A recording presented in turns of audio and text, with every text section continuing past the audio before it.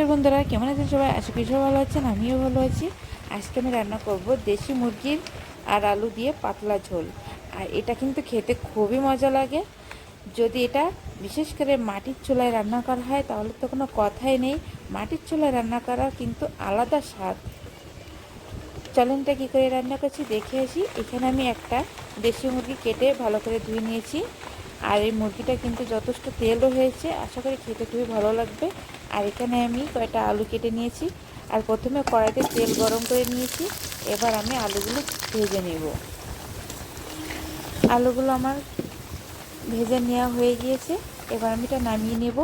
তারপরে আমি তেলের ভিতরে দিয়ে দিব পেঁয়াজ কুচি। পেঁয়াজটা আমি একটু ভেজে নেব।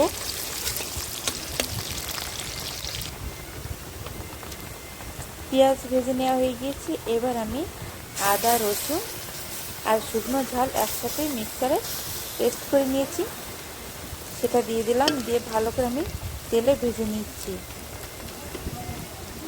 ভাজা হয়ে গিয়েছে। এবার আমি দিয়ে দেবো মাংস, দিয়ে আমি একটু কষাই নেব।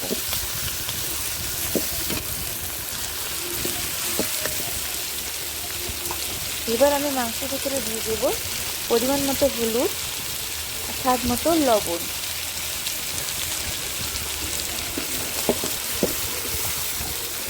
দিয়ে আরেকটু আমি কষিয়ে নেব। এবার আমি দিয়ে দেবো জিরা গুঁড়া, মরিচের গুঁড়া,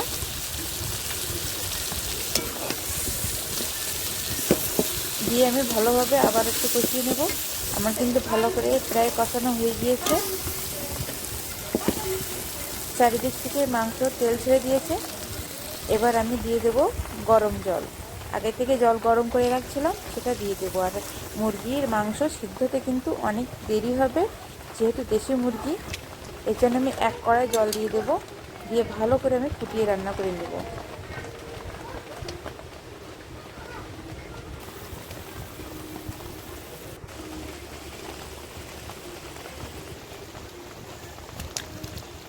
আমার মাংসের ঝোলটা কিন্তু অর্ধেক হয়ে আসছে।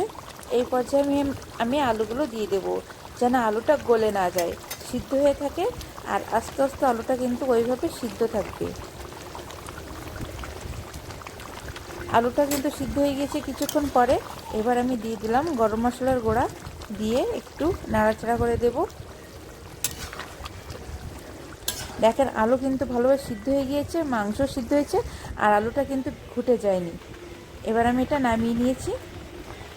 এটা কিন্তু গরম ভাতে খুবই মজা লাগবে।